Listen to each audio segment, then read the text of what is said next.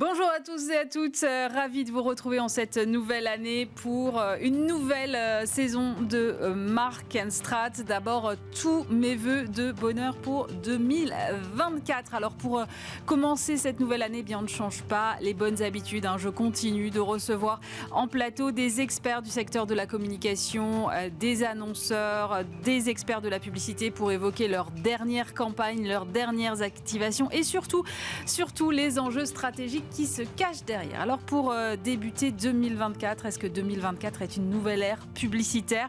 Altman Pacro change de nom en ce début d'année et devient Altman Partners. Cette agence indépendante fête ses 10 ans et son cofondateur Olivier Altman est notre invité pour évoquer les défis qui attendent son agence mais aussi l'ensemble du secteur publicitaire et ils sont nombreux ces défis, vous le savez. L'IA France imprime sa marque, la branche française de l'International Advertising Association développe et recrute de nouveaux membres. À l'occasion des 85 ans de l'association au niveau mondial, on fait le point sur les contours de son action et aussi ses enjeux bien évidemment pour 2024 puisqu'on est en début d'année. Et puis en fin d'émission, je vous propose de partir à la découverte des espèces parapluies. C'est la dernière campagne de WWF France qui est orchestrée par TBWA Paris. Des poupées gigognes multicolores qui nous invitent à comprendre que finalement lorsqu'on protège une espèce, on peut protéger tout un écosystème.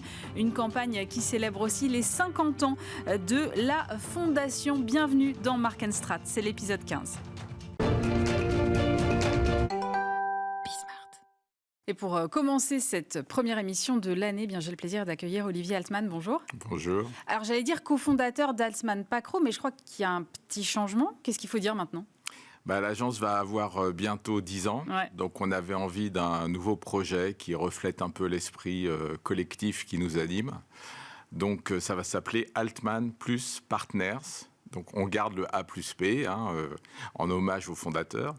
Mais mes nouveaux partenaires, c'est Aurore Duhamel et Céline Chouéry, deux femmes qui sont directrices générales, qui sont nommées tout récemment, qui nous accompagnent. C'est bien que ce soit des femmes. C'est bien, donc je suis entouré.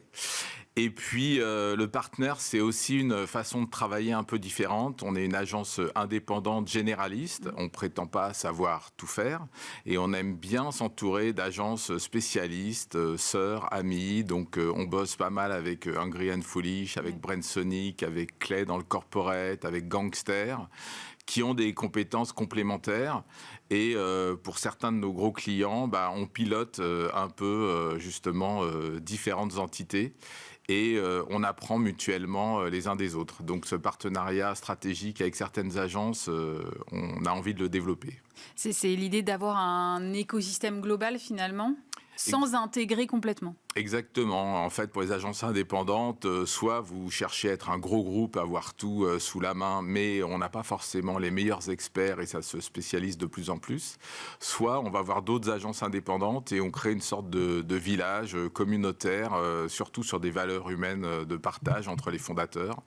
Et ça fonctionne plutôt bien. Les clients sont assez contents justement qu'on ne soit pas sectaire. Ce côté partenaire, c'est aussi vraiment le côté humain sur lequel vous voulez mettre l'accent ? Oui, c'est-à-dire que les premiers partenaires, c'est les collaborateurs. On est très dans un esprit familial.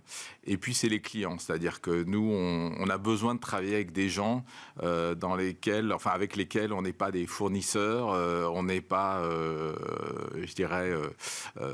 sous pression permanente. Et on échange, on construit ensemble. Et les clients viennent nous voir justement pour cet esprit de partenariat. Vous avez dit l'agence va avoir bientôt 10 ans. S'il faut retenir un seul événement, une seule campagne peut-être sur les 10 dernières années, qu'est-ce que c'est ?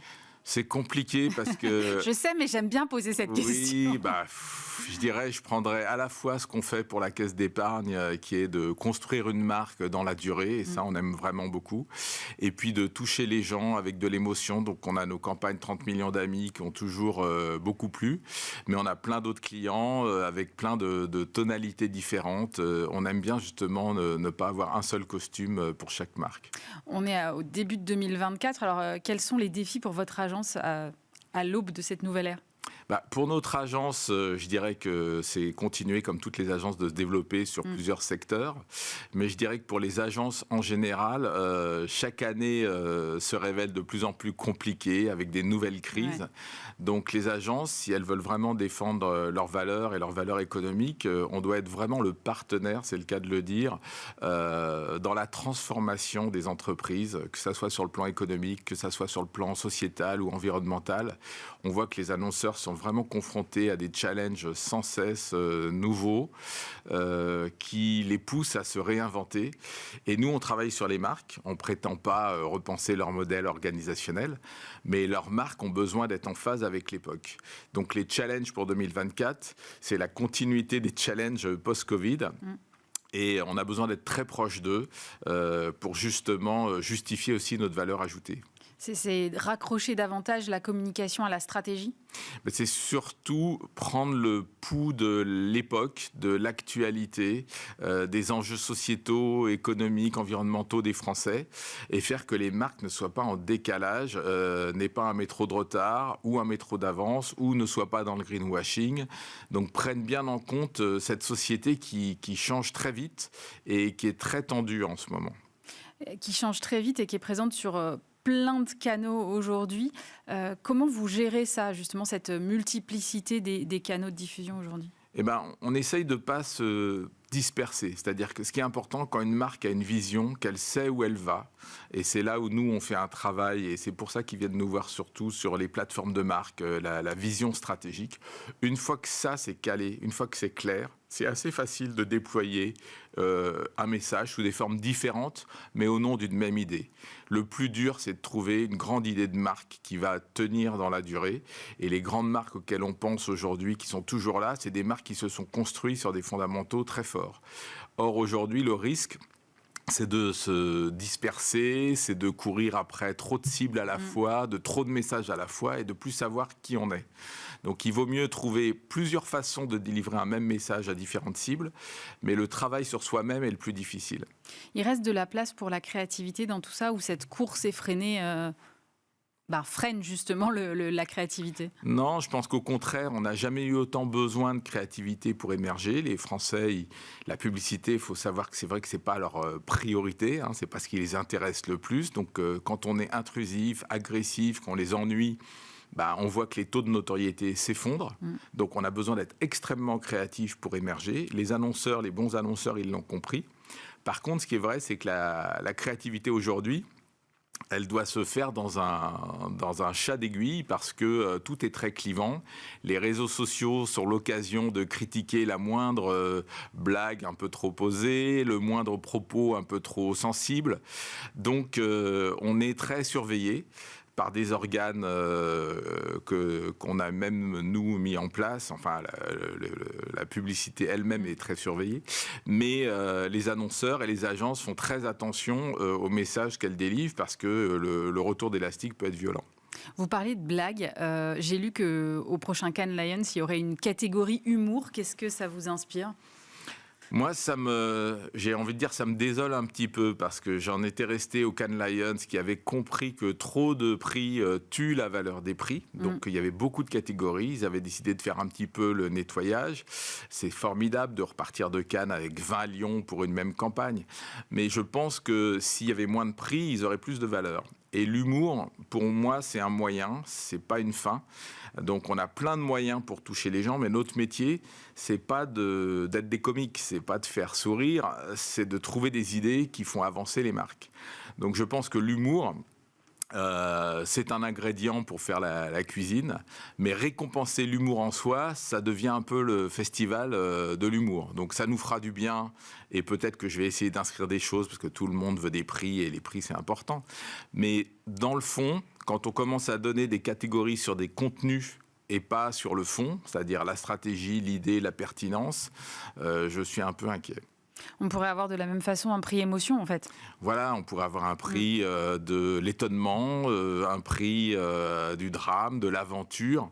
Donc attention à ne pas faire du Festival de Cannes l'ancien Festival de Champs-Rousse, par exemple.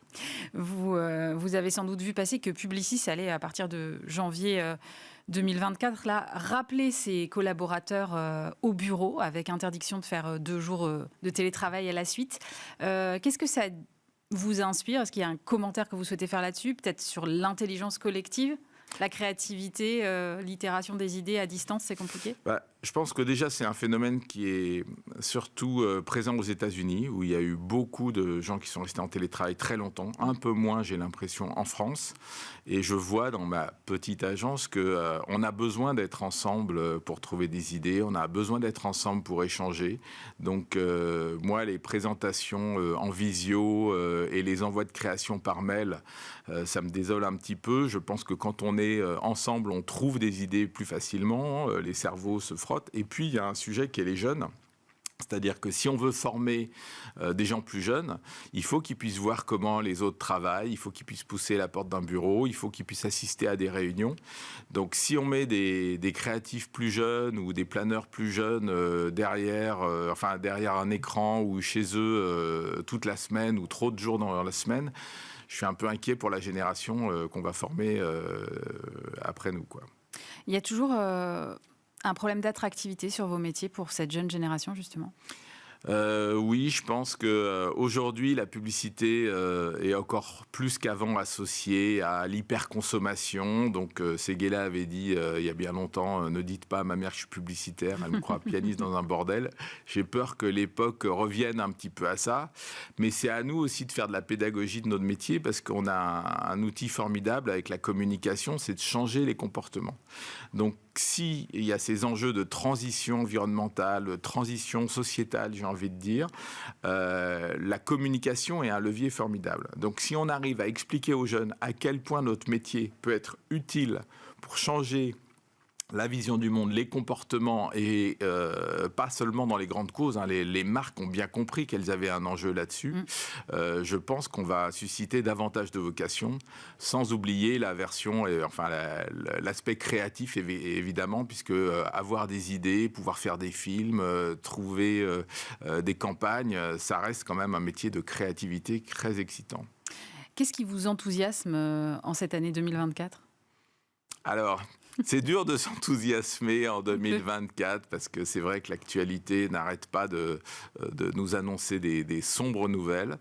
Je suis enthousiaste parce que il va y avoir déjà les JO. Donc nous, on a la chance d'avoir un client, la Caisse d'épargne, qui est partenaire des Jeux Olympiques. Donc je pense que ça va être une année chargée et dynamique, qu'on va peut-être sortir un peu du côté critique ou cynique sur cet événement et retrouver un peu de ferveur. Et puis 2024, c'est une année blanche, donc on va espérer aussi que c'est une année où il peut se passer des belles choses, parce que c'est vrai qu'aujourd'hui, il y a beaucoup de tensions, de haine dans la société, et ça, c'est assez dommage. Vous vous engagez sur pas mal de causes. Vous êtes aux côtés de Mademoiselle Pitch Awards. Vous imaginez régulièrement des campagnes pour 30 millions d'amis. On en a parlé, mais pas que. Qu'est-ce qui vous donne envie de vous engager en cette nouvelle année ? C'est vrai qu'on bosse pour pas mal d'associations, de fondations. On a la Fondation de France, on vient d'avoir un prix pour Petit Prince, le prix de la communication citoyenne. Nous, c'est très enthousiasmant pour nos équipes parce qu'on se sent utile quand on travaille pour ces marques-là. On a l'impression de faire le bien, et en tant que citoyen et en tant qu'humain, ça nous fait du bien. Et moi, j'aurais envie de m'engager un peu pour l'éducation, parce que j'ai l'impression qu'aujourd'hui, il y a une haine un peu partout. Donc, on voit les conflits au Moyen-Orient, mais on voit même en France les gens qui se montent les uns contre les autres, qu'on ne peut plus se parler, on ne peut plus dialoguer. Et j'ai l'impression que ça repose aussi sur un manque de connaissance et de tolérance de l'autre. Donc tout passe, à mon avis, en tout cas beaucoup de choses passent par l'éducation. Et si on pouvait, nous, en tant qu'agence, agir pour éveiller un petit peu les consciences et pacifier un peu la société, je pense qu'on ferait œuvre utile. On l'a dit, vous allez fêter vos 10 ans. Quels sont vos vœux pour les 10 prochaines années ? Où est-ce que vous voyez Altman et Partners dans 10 ans ? Bonne question. En fait, j'ai beaucoup de mal à me projeter parce que quand on a monté l'agence, je me suis dit ici, on dépasse les 3 ans, c'est formidable. Donc on a fait 10 ans. C'est un métier très changeant. Moi, j'approche les 60 ans, donc je commence à être un... Ça se voit pas. C'est gentil, c'est gentil. Je commence à être un vétéran. Moi, j'aime bien transmettre. Donc, j'aimerais bien pouvoir passer un peu le relais à une génération suivante, et j'aimerais bien être utile, j'emploie beaucoup ce mot-là, aussi la caisse d'épargne si vous êtes utile, mais j'aimerais bien me sentir un peu utile aux autres et me dire que j'ai passé le relais de toute l'expérience qu'on m'a transmise quand j'étais plus jeune. Merci beaucoup d'être venu nous voir, Olivier Altman. Je rappelle que vous êtes donc cofondateur de Altman & Partners. Et dans En Agence, cette semaine, non pas une agence, mais une association, puisque je reçois Pascal Cube, président de l'IAA France. Bonjour Pascal. Bonjour Aurélie. Alors, l'IAA, c'est l'International Advertising Association. J'aimerais comprendre, Pascal, quel est son rôle en France exactement ?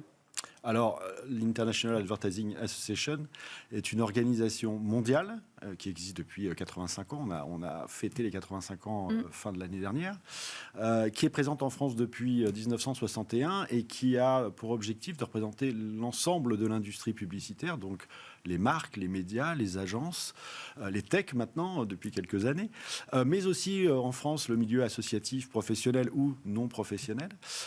Et c'est sa mission dans le monde entier, c'est Global Compass, c'est-à-dire la boussole de l'industrie mondiale. Voilà notre mission. Notre mission, donc, c'est de montrer la bonne direction, les bonnes pratiques, les bonnes innovations, d'accompagner les marques, les agences, les médias sur ces sujets-là, et puis d'organiser des rencontres, d'organiser des événements, d'être présent aussi sur les grands événements internationaux. On est très présent à l'international, puisqu'on est sur 60 pays, on a 4000 membres dans le monde. Et puis, c'est le grand retour en France depuis donc 2022, mais réellement depuis l'an dernier, où on a accéléré notre développement. C'est la présence sur Davos, par exemple, sur les Cannes Lions, évidemment, puisque c'est quand même le grand moment de rencontre de l'industrie, mais aussi sur plein d'autres événements, puis ceux que nous produisons nous-mêmes nationalement. Vous l'avez dit, c'est une association mondiale. Comment vous interagissez avec les autres IA à travers le monde ? Alors, effectivement, l'IA est une marque mondiale de 85 ans. Donc, elle est un peu connue dans le monde. Elle a été oubliée en France, mais maintenant, clairement de retour. On interagit avec... On a des réunions virtuelles ou physiques. L'an dernier, on a fait un board à New York pour fêter les 85 ans. Mais tous les présidents de chaque pays étaient présents à New York pour cet événement, mais aussi pour le board, avec l'entrée d'ailleurs de nouveaux membres comme Work, qui fait partie des Cannes Lions, comme l'ANA, qui est l'équivalent de l'Union des marques en France. Donc on se développe vraiment aussi au niveau international, et on a construit de plus en plus ces rencontres entre nous virtuelles, parce qu'on passe par... C'est quand même plus simple de le faire, et puis j'ai envie de dire plus sustainable, comme on dit aujourd'hui. Mais on se parle régulièrement, on essaye de faire les choses ensemble. Certains viennent à nos événements ici en France. Nous allons sur leurs événements pour se rencontrer, pour faire évoluer, et surtout d'essayer de construire, en particulier en Europe où c'est très dynamique, de construire quelque chose de commun. C'est un mot important pour l'IA, c'est ensemble. Ensemble aussi bien entre nous qu'avec les autres. C'est cette ouverture à la diversité de notre industrie, et essayer de renforcer cette industrie au travers de nos forces communes, en fait. Et chacun dans son secteur, que ce soit les médias, les marques, les agences ou les associations qui nous accompagnent, permettent de faire évoluer notre industrie dans le meilleur sens possible, en fait. Vous l'avez dit, vraiment de retour en France depuis l'année dernière. Donc, quel bilan vous faites de cette année ? Qu'est-ce qui a changé en termes d'accélération de l'IA en France ? La première chose, et c'était nécessaire, c'était de recruter des nouveaux membres. Alors on a, je vais pas tous les citer, mais c'est vrai que l'année dernière, on a recruté une quinzaine de membres, ce qui est beaucoup. Ce qui nous a permis d'avoir les moyens de développer un certain nombre de choses, d'événements ou de présence de l'IA sur différents événements, qui n'étaient pas les nôtres forcément, mais ceux qu'on a accompagnés. C'est donc par exemple Google, Meta, Publicis Savas, Euronews, BBC. Oui. Enfin, je cite ceux-là, mais on en a d'autres moins gros, mais qui sont tout aussi intéressants et qui nous accompagnent. Et ce qui nous a permis d'ailleurs aussi, en 2023, de constituer notre premier comité exécutif, ce qui nous permet aujourd'hui maintenant d'avoir une équipe. On avait le board qui était déjà présent, mais qui lui est plus sur la partie stratégique conseil et accompagnement de l'équipe. Là maintenant, le comité exécutif va permettre de développer un certain nombre d'actions, de produire un certain nombre de contenus. Voilà, on n'est plus tout seul, quoi, en gros. L'organisation, vous le disiez, fêtait ses 85 ans l'année dernière. Quels sont les défis là, qui l'attendent pour 2024 et suivantes ? Alors 2024, on va essayer de continuer cette progression et de continuer à recruter de nouveaux membres. C'est en cours, hein. Il y a un certain nombre qui vont nous rejoindre ou qui ont validé et qu'on annoncera prochainement. On est sur un certain nombre qu'on a validé, hein, d'ailleurs avec l'ensemble de nos membres, un certain nombre d'actions comme des petits déjeuners débats que nous faisons dans notre quartier général qui est le Philantrolab, un lieu très inspirant, très que vous connaissez peut-être. Ouais, vraiment très inspirant, et c'est notre quartier général, donc on va faire des petits déjeuners débats. On a des grands dîners qu'on organise aussi pour créer des rencontres, des échanges avec l'ensemble de nos membres et des gens extérieurs, parce que c'est encore une fois beaucoup d'ouverture, de collaboration, ça fait partie de nos valeurs, hein. C'est la grande différence avec toutes ces organisations que vous connaissez bien, qui sont très verticales, qui vont défendre les médias, qui vont défendre les agences. Oui, l'objectif n'est pas le même. On est transversal et on est international. C'est un point vraiment essentiel, puisqu'on essaie d'apporter aussi notre vision globale, et quand on dit global, c'est international. Et puis un grand sujet pour nous sur 2024, c'est les Cannes Lions, évidemment, qu'on était déjà très présent l'an dernier au niveau international et français. Cette année, on sera encore plus fort au niveau international, mais très très présent au niveau national, au travers de pas mal d'actions, de présence sur différents sujets pendant toute la semaine cannoise. Merci beaucoup d'être venu nous voir, Pascal Cube, président de l'IA France. Merci Aurélie. Et pour terminer cette émission, je suis avec Dominique Léventruoc. Bonjour. Bonjour. Vous êtes directeur de l'engagement de WWF France, le Fonds mondial pour la nature, WWF France qui fête cette année ses 50 ans et qui lance avec TBWA Paris une campagne autour des espèces parapluies. D'abord, peut-être qu'on peut s'arrêter sur ce concept, parce que moi, honnêtement, je ne connaissais pas. C'est quoi les espèces parapluies ? Alors, une espèce parapluie, comme son nom l'indique, c'est une espèce qui protège les autres. En fait, très simplement, au départ, on protège une espèce, par exemple le tigre, et comme le tigre a besoin d'un immense territoire pour pouvoir exister, eh bien, pour réellement protéger le tigre, il faut protéger le territoire. Et ipso facto, on va protéger le gore, qui est une sorte de gros buffle qui habite dessus, le porc-épic, etc., l'ensemble de l'écosystème qui tourne autour de lui. Donc, en se focalisant sur un animal, on protège bien au-delà et les espèces et les espaces. Comment vous avez briefé TBWA à Paris sur cette campagne ? C'est la première campagne qu'on fait depuis presque 10 ans. Oui, c'est notable, en effet. Oui. Donc, c'est pas tous les jours qu'on fait une campagne. Et donc, on avait envie de faire quelque chose qui soit marquant, qui nous raconte.